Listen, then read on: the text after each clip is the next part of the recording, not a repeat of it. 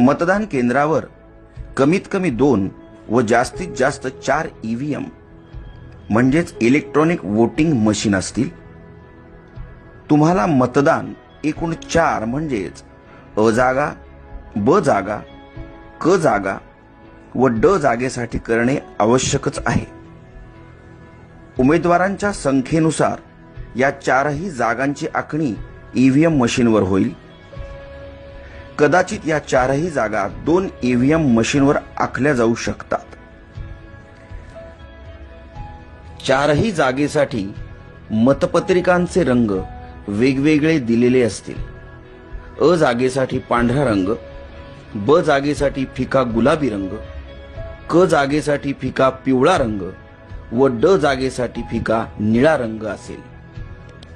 प्रत्येक मशीनवर उमेदवाराचे नाव व त्याचे निवडणूक चिन्ह असेल. अ जागेखालील योग्य उमेदवारासमोरील बटन दाबा, लाल लाईट लागेल.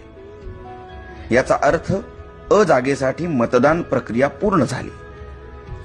ब जागेसाठी हीच पद्धत वापरा. क जागेसाठी हीच पद्धत वापरा. ड जागेसाठी हीच पद्धत वापरा. एखाद्या निवडणूक जागेसाठी उमेदवार योग्य व सक्षम वाटत नसेल तर मशीनवरील NOTA नोटा याचा अर्थ नन ऑफ अबव किंवा वरीलपैकी कोणी नाही असा होतो, ते बटन दाबू शकता. पण जरा विचार करा, कारण तुम्ही भारत देशाचे सक्षम मतदार आहात आणि तुमचं एक मत देशाचं भविष्य बदलू शकतं. तेव्हा योग्य उमेदवार निवडायचा प्रयत्न करा.